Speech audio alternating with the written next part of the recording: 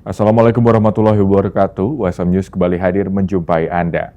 Beragam informasi menarik akan kami sajikan untuk Anda selama 30 menit ke depan. Bersama saya Pandu Chandra dan berikut WSM News selengkapnya.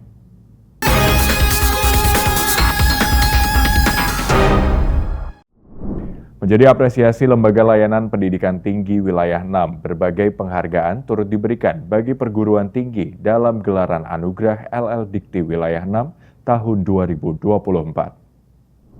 Menjadi wujud apresiasi Lembaga Layanan Pendidikan Tinggi Wilayah 6 bagi perguruan tinggi yang berhasil melaksanakan Tridharma Perguruan Tinggi dengan baik. Gelaran Anugerah LL Dikti Wilayah 6 tahun 2024 turut menjadi penantian bagi banyak perguruan tinggi di penghujung tahun. Acara yang berlangsung 12 Desember 2024 di Patra Jasa Semarang itu dihadiri berbagai pimpinan perguruan tinggi dan mitra terkait LL Dikti Wilayah 6. Kepala LL Dikti Wilayah 6 Dr. Bimo Widyo Andoko SHMH menyatakan bahwa acara ini menjadi bentuk apresiasi atas kinerja baik dari perguruan tinggi. Ini ya, kami mengadakan anugerah ini sebagai bagian dari kontemplasi sebenarnya. Apa yang sudah kita lakukan selama setahun ini dan apa capaiannya gitu ya. Jadi kami di LLDP ingin memberikan satu supaya mereka juga setelah kontemplasi itu saya ternyata udah mencapai ini gitu ya, udah mencapai dari perguruan tinggi, misalnya perguruan tinggi yang baik sekali menjadi unggul gitu ya. Kemudian pengelola tadi ada kerjasama, ada humas, ada sosmed gitu ya. Kemudian juga ada SPMI-nya.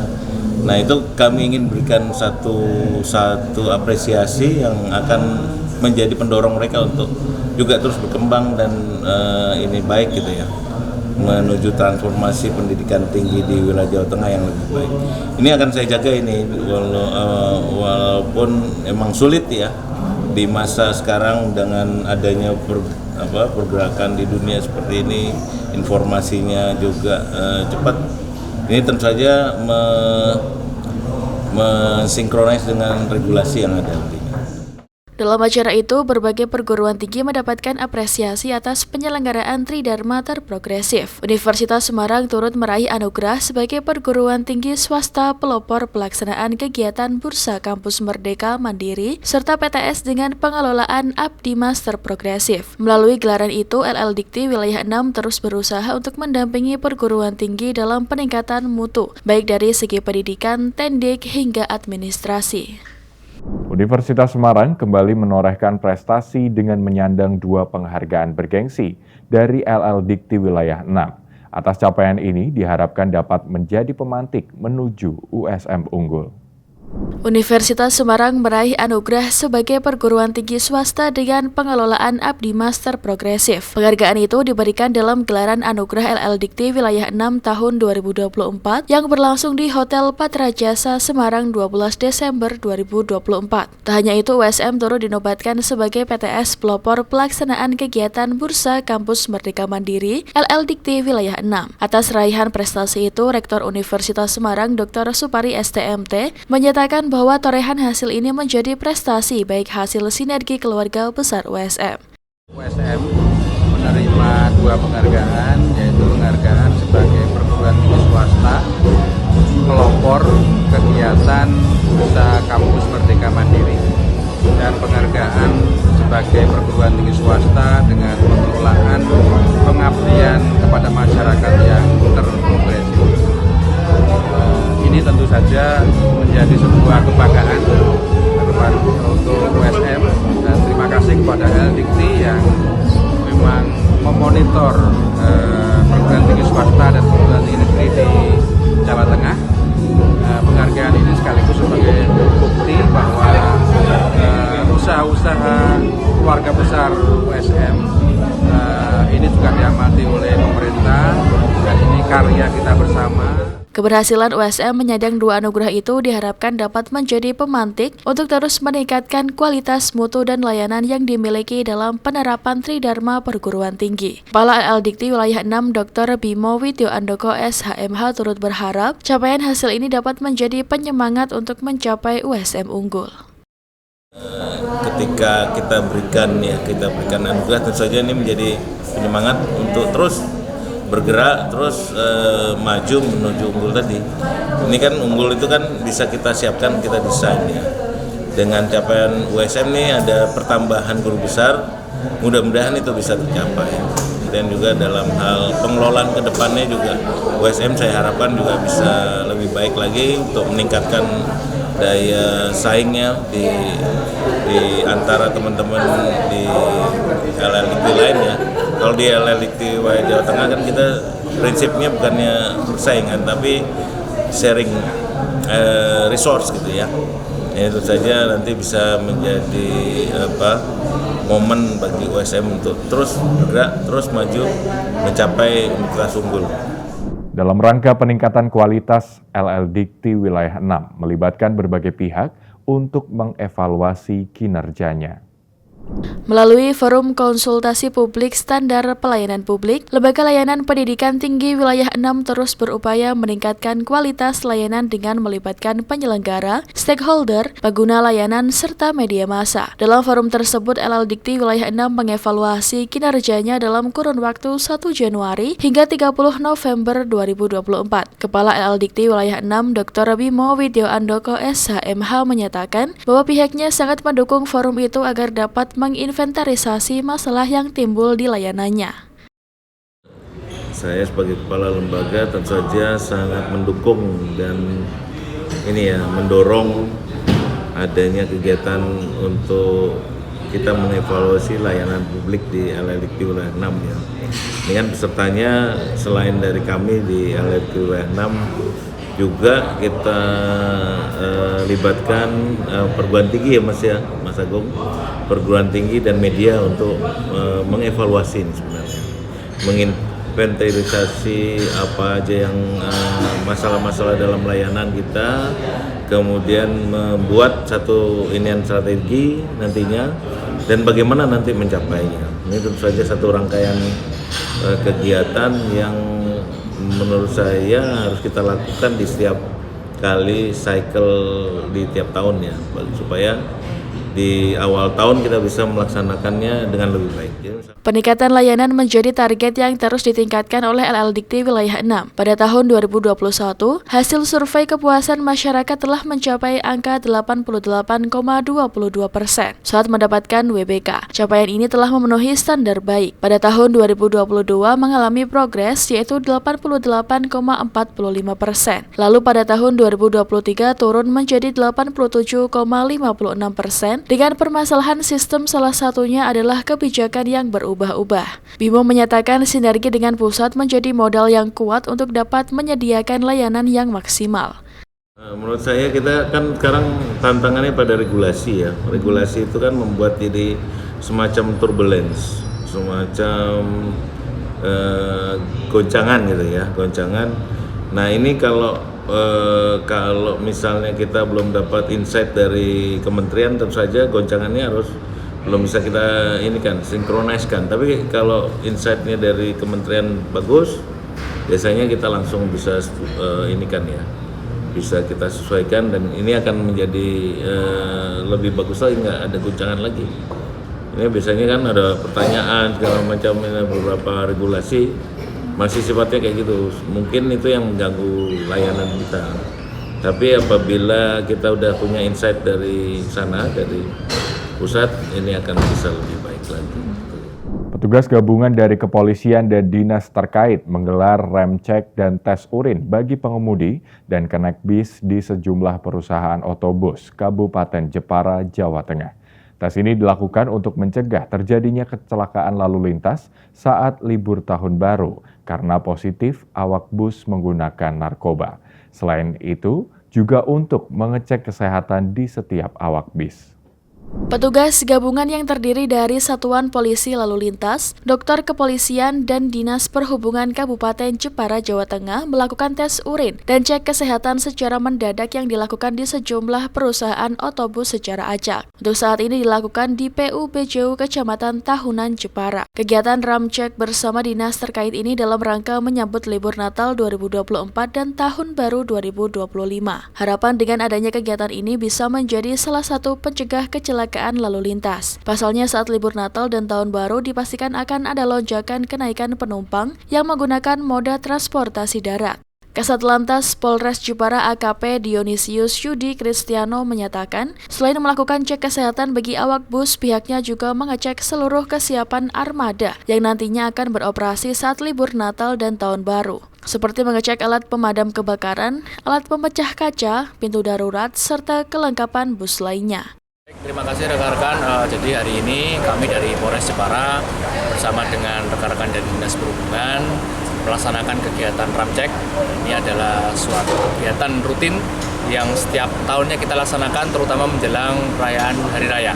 Jadi kegiatan ini adalah sebuah langkah preventif atau pencegahan, pengecekan terhadap kesiapan para pengusaha kendaraan, ya, terutama bis. Hari ini kita di PT BJU melaksanakan kegiatan pengecekan kendaraan. Yang pertama, kesiapan dari kelengkapan kendaraan itu sendiri, kemudian yang kedua adalah kesiapan dari para supir atau driver dari masing-masing bis. Ya.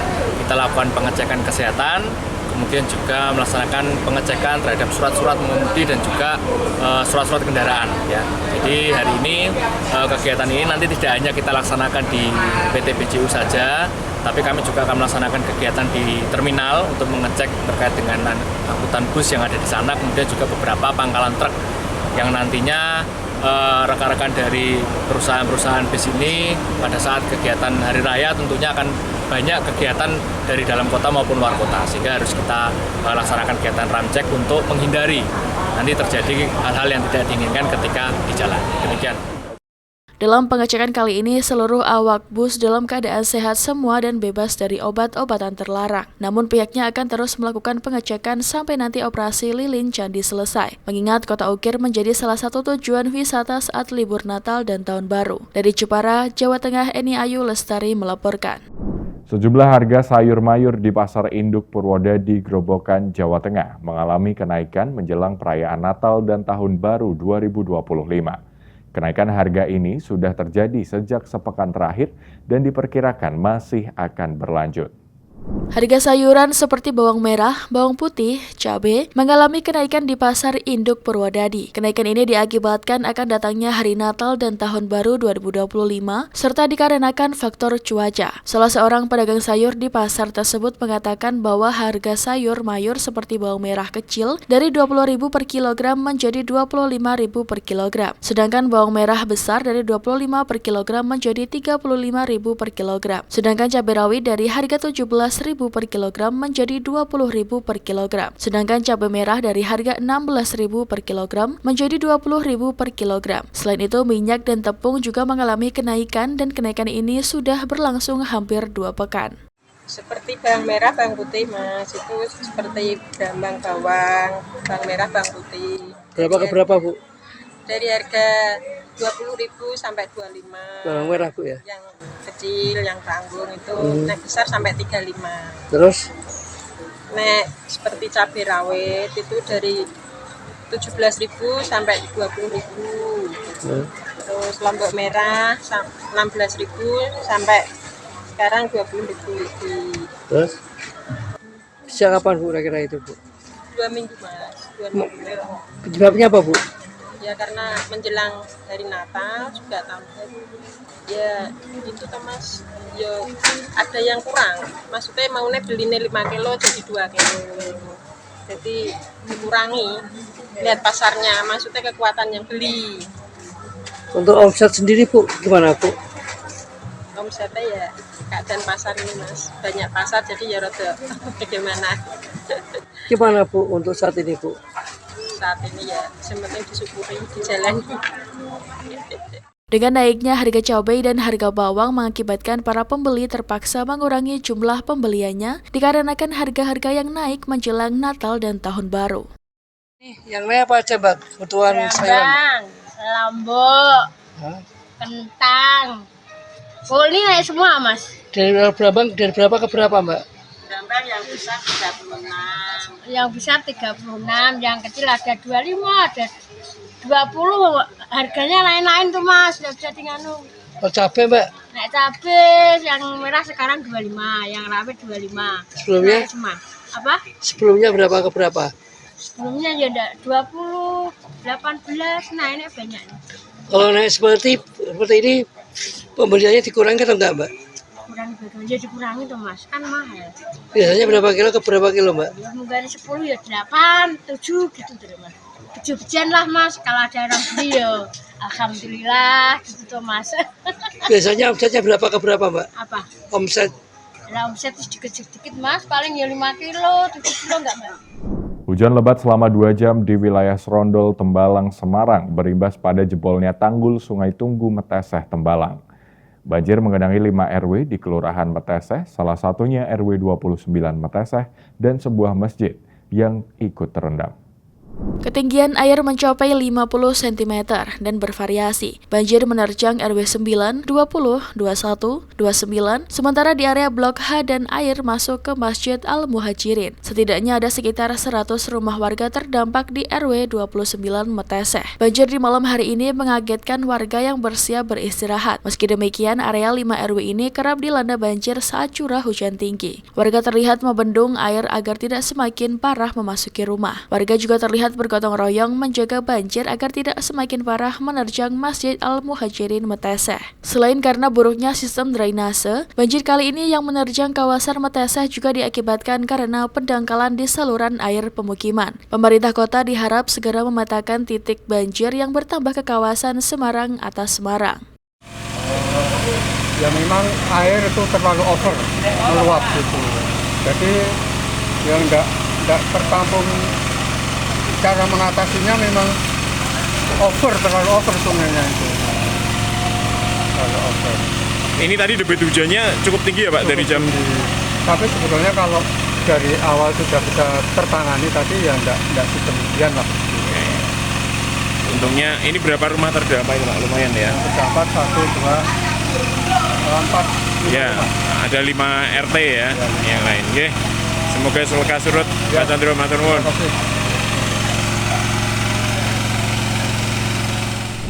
Pemirsa, kemudahan belanja online belakangan ternyata tak membuat konsumen di Amerika Serikat sepenuhnya melupakan toko fisik dan mal.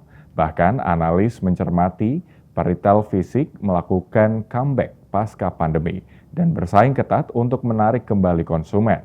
Dan hal ini terlihat saat puncak belanja akhir tahun saat ini. Selengkapnya dilaporkan tim VOA dari Washington DC.